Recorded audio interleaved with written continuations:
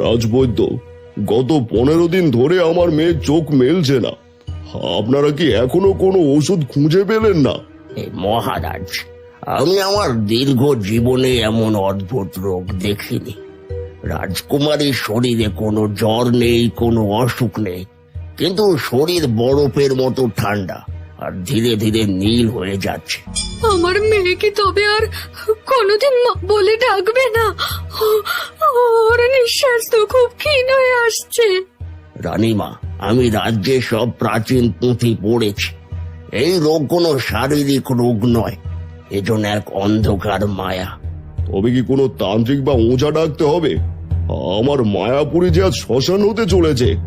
আমি ক্ষমা চাইছি মহারাজ, লৌকিক কোনো ওষুধই রাজকুমারীর দেহে কাজ করছে না। মহারাজ দেখুন, ওর হাতের আঙুলগুলো কেমন কালো হয়ে যাচ্ছে। আমার মেয়ে কি তবে ধীরে ধীরে পাথরে পরিণত হচ্ছে? আমি সারা বিশ্বে ঢোল পিটিয়ে দেব যে আমার ইন্দুমতিকে জমের দুয়ার থেকে ফিরিয়ে আনবে তাকে আমি আমার অর্ধেক রাজত্ব আর রাজকুমারের হাত দান করব। মহারাজ, মানুষের সাধ্যের অতীত কোনো শক্তি ছাড়া রাজকুমারীকে বাঁচানো অসম্ভব। মহারাজ, আপনি কিছু একটা করুন। আমি আমি আমার একমাত্র মেয়েকে হারিয়ে বাঁচতে পারবো না। মন্ত্রী, এখনই দুধ পাঠাও দিকে দিকে, সব জায়গায় ঘোষণা করে দাও আমার শপথের কথা। মারে, তুই সুস্থ হয়ে ওঠ, তোর জন্য গোটা রাজ্য হাহাকার করছে। এখন কেবল বিধাতার অলৌকিক কৃপার অপেক্ষা, এছাড়া আর কিছুই করার নেই।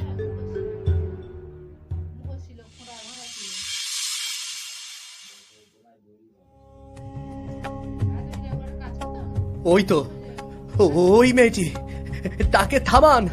ও তলিয়ে যাচ্ছে অন্ধকারে, ও তলিয়ে যাচ্ছে, তলিয়ে যাচ্ছে, তাকে থামান। বন্ধু অভিমন্যু, জাগো জাগো, কি হয়েছে তোমার?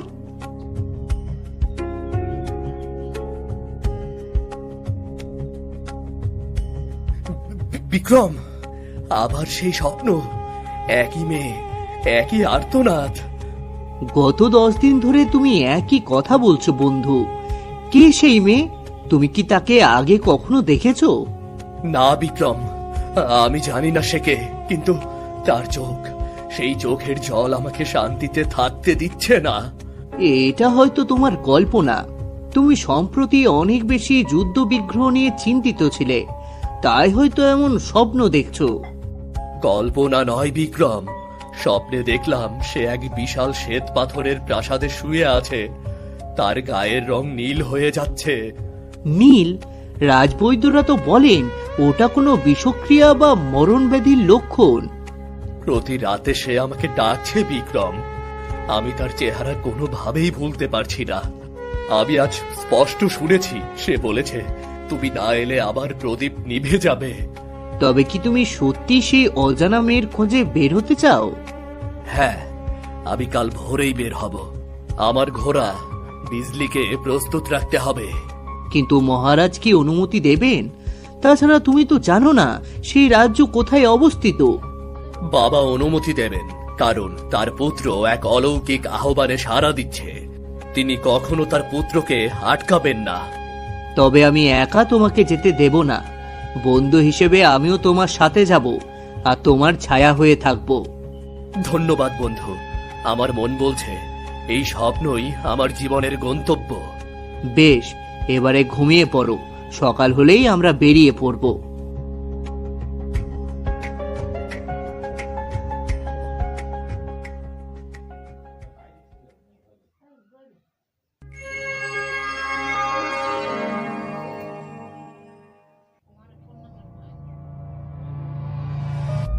রাজকুমার, এই বনটা কেমন যেন ছমছমে, তা আমরা কি সঠিক পথে আছি? আমার মন বলছে আমরা সঠিক পথে এগোচ্ছি।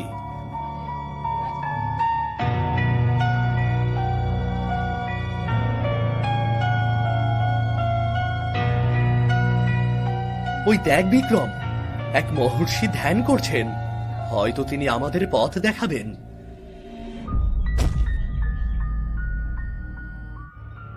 এসে গেছো তবে? স্বপ্নের রাজকুমারীর জন্য মন কাঁদছে তো? আপনি মহাত্মা, আপনি কিভাবে জানলেন আমার মনের কথা?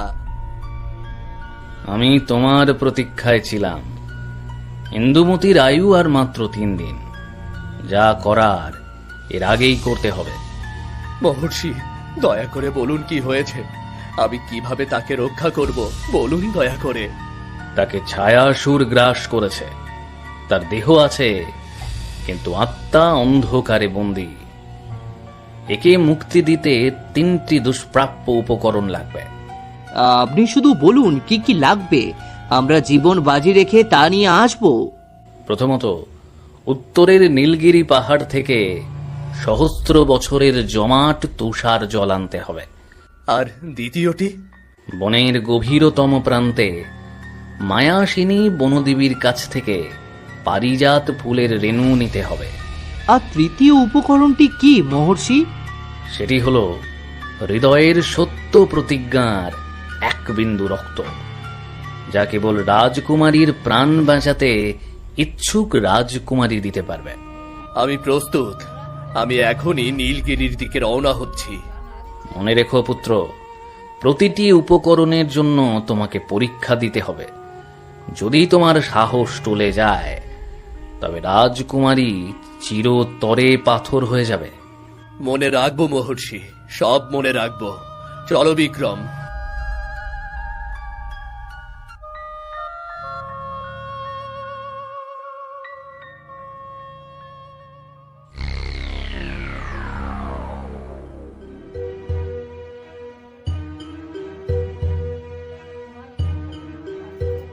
রাজকুমার, হাত পা যেন পাথর হয়ে যাচ্ছে। এই প্রবল তুষারঝড়ের সামনে 1 পাও এগোনো অসম্ভব। হাল ছেড়ো না বিক্রম। মহর্ষি বলেছিলেন পাহাড়ের সবচেয়ে উঁচুতে, যেখানে আকাশ মিশেছে, সেখানেই পাওয়া যাবে সেই তুষার জল। কিন্তু ওই দেখুন, সামনে এক বিশাল হিমবাহ ধসে পড়ছে। আমাদের রাস্তা বন্ধ হয়ে গেছে। আমি পাথরের গা বেয়ে উঠব, তুমি এখানেই দাঁড়িয়ে থাকো। ইন্দুমতির সময় ফুরিয়ে আসছে, আমাদের থামলে চলবে না। সাবধানে বন্ধু, ওই চূড়ায় ওঠা কিন্তু অনেক বিপজ্জনক।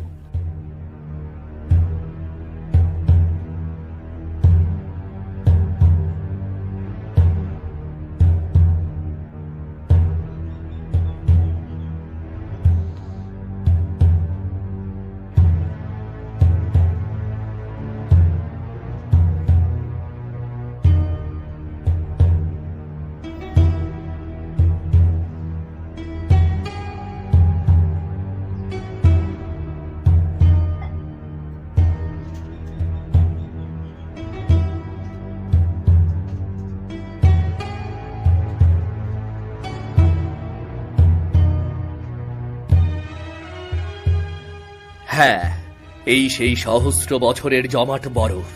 সূর্যের তাপে এখান থেকে ফোঁটা ফোঁটা জল পড়ছে।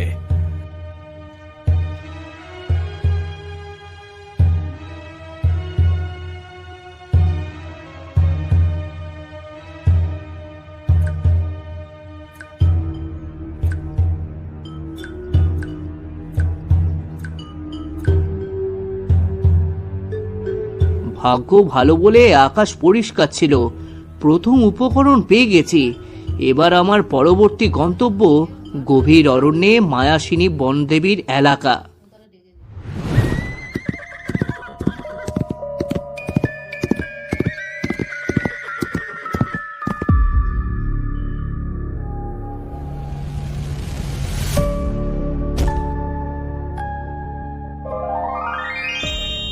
থামো, আর 1 পাও এগোবে না। জানো না মায়াসিনীর রাজ্যে অনুমতি ছাড়া প্রবেশ নিষেধ? কেন এসেছো এখানে? সাবধান সুন্দরী, আমরা রাজকুমারী ইন্দুমতির জন্য পারিজাত ফুলের রেণু নিতে এসেছি। বাধা দিলে ভালো হবে না। ভালো চাইলে আমাদেরকে বনদেবীর কাছে নিয়ে চলো। আমি এই বনের দেবী। তলোয়ার দিয়ে পারিজাত পাওয়া যায় না যুবক, এর জন্য মূল্য দিতে হয়। আমি যে কোনো মূল্য দিতে প্রস্তুত বনদেবী। আপনি দয়া করে ফুলটি দিন, দয়া করে। একটি নিরপরাধ মেয়ের জীবন সংকটে। তবে শোনো রাজকুমার, এই বাগানের সবচেয়ে কাঁটাযুক্ত লতাটি তোমাকে খালি হাতে সরাতে হবে। যদি তুমি রক্ত ঝরিয়ে তা করতে পারো তবেই তুমি ফুল পাবে। বন্ধু, এ তো মরণ ফাঁদ, ওই কাঁটাই বিষ আছে। রাজকুমারীর কষ্টের চেয়ে এই কাঁটা কিছুই নয়।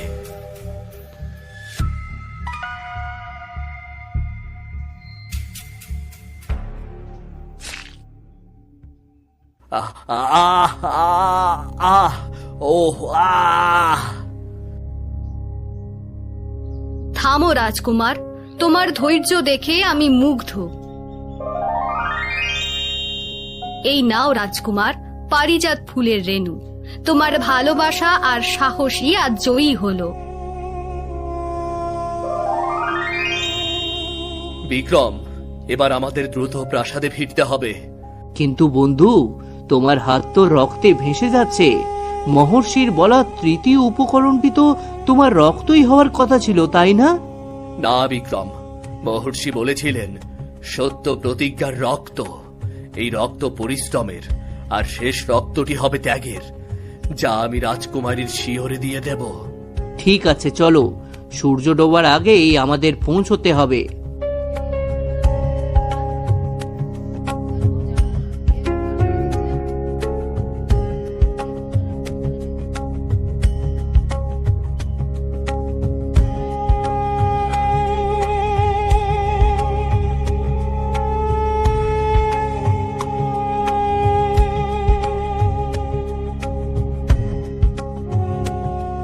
মহারাজ, আমি রূপনগরের রাজকুমার অভিমন্যু।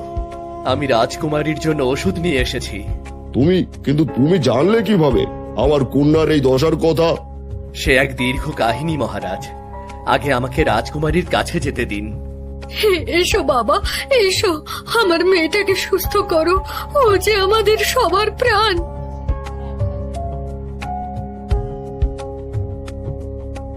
রাজকুমারী, আমি এসেছি।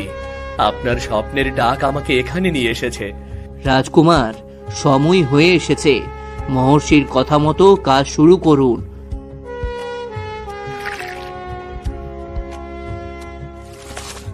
এই পবিত্র জল আপনার চোখের অন্ধকার দূর করুক। দেখুন মহারাজ, রাজকুমারীর চোখের পাতা নড়ছে। কি অলৌকিক কাণ্ড!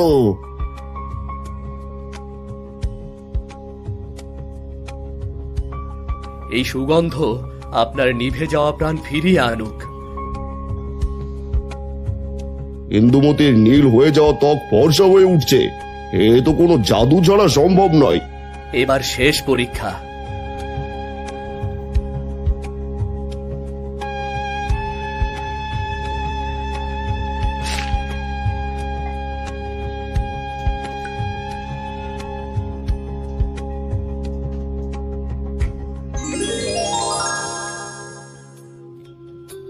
আপনি আপনি সেই আপনি সেই মায়াবী বনের রাজকুমার? আমি সেই যাকে তুমি স্বপ্নে ডেকেছিলে। তোমার ডাক শুনে আর নিজেকে আটকে রাখতে পারিনি। তোমার কাছে আমি ছুটে এসেছি। মা, তুই ফিরে এসেছিস। ভগবান তোকে বাঁচিয়ে দিয়েছেন। রাজকুমারী, ওঠো। তুমি এখন পরিপূর্ণ সুস্থ রাজকুমারী।